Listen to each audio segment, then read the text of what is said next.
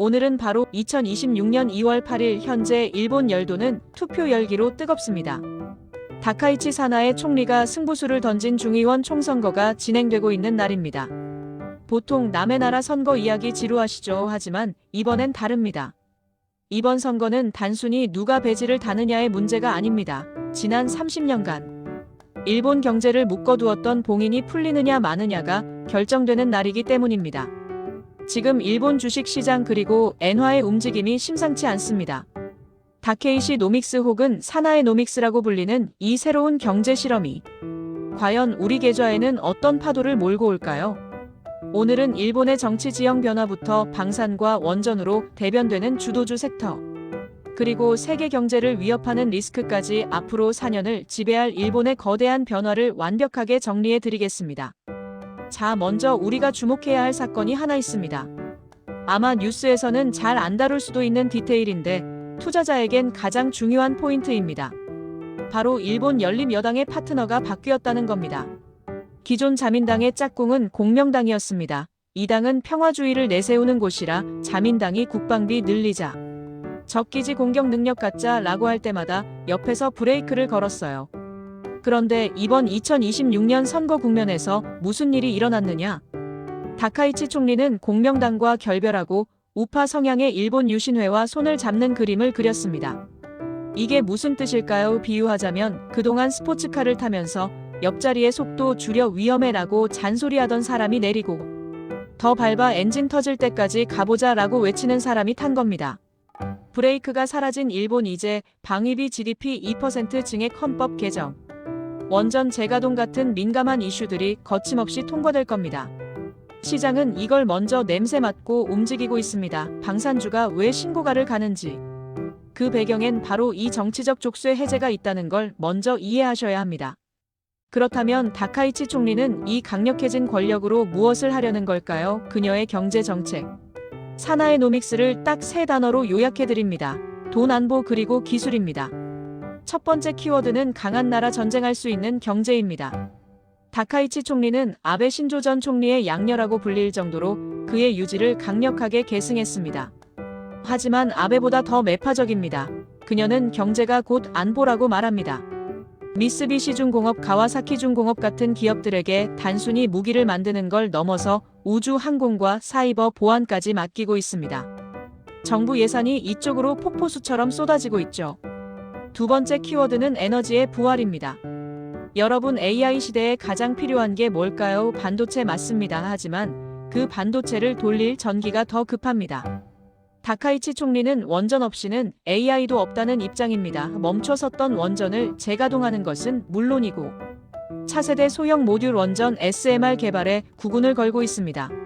세 번째는 공급망 내재화입니다. 중국 믿지 마라, 우리 땅에 공장 지어라 이거죠. TSMC가 구마모토에 공장을 짓고 라피더스 프로젝트가 진행되는 게 다 이 맥락입니다.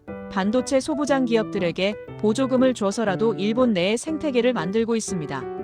정리하자면 다케이시 노믹스는 단순한 경기 부양책이 아닙니다. 국가 개조 프로젝트입니다. 투자자라면 정부 돈이 흘러가는 이 세 가지 길목을 반드시 지켜봐야 합니다. 하지만 모든 게 장밋빛일까요? 지금부터가 진짜 중요합니다. 냉정하게 리스크를 짚어보겠습니다. 현재 일본 경제는 아주 기이한 형태를 띠고 있습니다. 운전석에 앉은 다카이치 정부는 재정 지출이라는 엑셀을 꽉 밟고 있습니다. 빚을 내서라도 돈을 풀겠다는 거죠. 그런데 조수석에 앉은 일본은행은 금리 인상이라는 브레이크를 걸고 있습니다. 2025년 말에 금리를 0.75%로 올렸고 시장은 올 4월에 1.0%까지 갈 거라고 봅니다.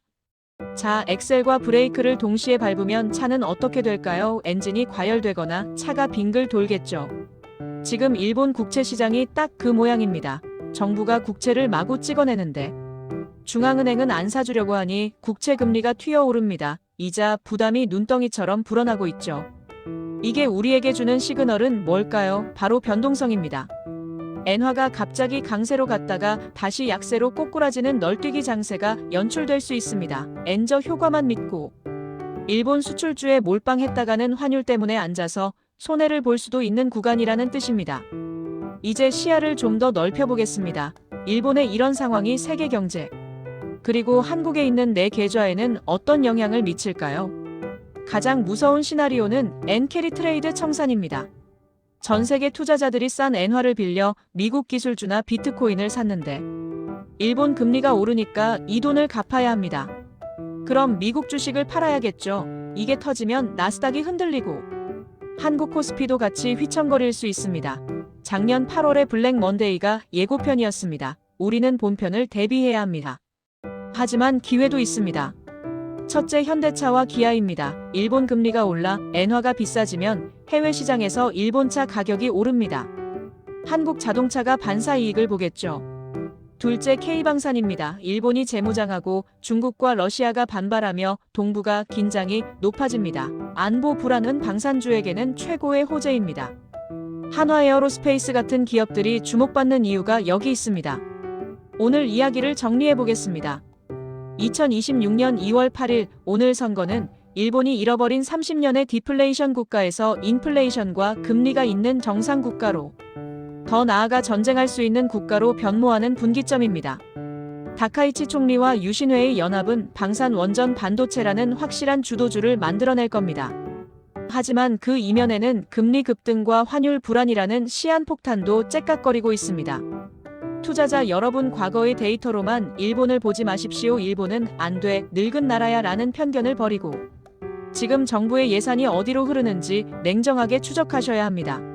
시장은 언제나 변화 속에 기회를 숨겨둡니다.